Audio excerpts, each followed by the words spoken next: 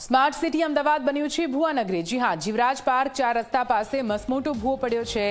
2 મોટા ભૂવા વિશાળ ભૂવાના કારણે ટ્રાફિક જામની સમસ્યા। મસમોટા ભૂવાથી સ્થાનિકો હેરાન પરેશાન છે। અવારનવાર ભૂવા પડવાથી સ્થાનિકો કઈ રીતે તકલીફ વેઠી રહ્યા છે તેના દ્રશ્યો પરથી આપણે અંદાજો મેળવી શકીએ છીએ। મસમોટા એક નહીં પરંતુ બે ભૂવા જીવરાજ પાર્ક રોડ પર અને ભૂવાના કારણે પારાવાર મુશ્કેલી। બે અલગ અલગ દ્રશ્યો ટીવી સ્ક્રીન પર આપ જોઈ રહ્યા છો। એક તરફ જુઓ કેવી રીતે ભૂવો પડ્યો છે। ભૂવો પડતાની સાથે સમારકામનું કામ।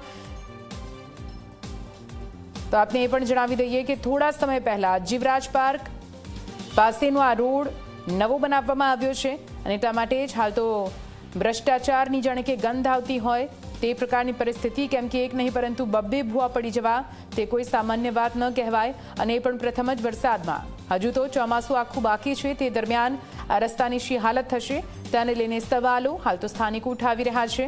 બે અલગ અલગ દ્રશ્યો આપ જુઓ કેવી રીતે ભૂવો પડતાની સાથે ટ્રાફિક પણ અહીં પ્રભાવિત થઈ રહ્યો છે। વાહન ચાલકો પારાવાર મુશ્કેલી વેઠી રહ્યા છે। પ્રજાના પૈસે બનેલા આ રોડની ખસ્તા હાલત માટે આખરે જવાબદાર કોણ? અમદાવાદ શહેરમાં વરસાદ પડે કે ન પડે પરંતુ ભૂવા પડવાનો સિલસિલો યથાવત છે। શહેરમાં ચોમાસામાં જેટલો વરસાદ પડવો જોઈએ એટલો નથી પડ્યો, પરંતુ તેમ છતાં ભૂવા પડવાનો જે ઘટનાક્રમ છે યથાવત છે। અગાઉ આપણે જોયું કે વાસણા એપીએમસી નજીક જે ભૂવો પડ્યો અને એના બાદ ફરીથી હવે જીવરાજ 4 રસ્તા પાસે ભૂવો પડ્યો છે।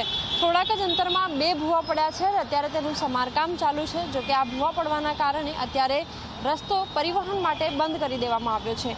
એએમસીએ અત્યારે ભૂવાનું સમારકામ ચાલુ કરી દીધું છે, પરંતુ બીજી તરફ જે લોકો છે, જે વાહન પરિવહન માટે જે સમસ્યાઓ જોવા મળી રહી છે એના કારણે લોકો ત્રસ્ત છે અને હજી જે સમારકામ છે એ લાંબા દિવસ સુધી ચાલશે, ઘણા દિવસો સુધી ચાલશે એટલે ટ્રાફિકની સમસ્યા હજી પણ થોડીક લોકોને સામનો કરવો પડે તે પ્રકારની સ્થિતિ જોવા મળી રહી છે।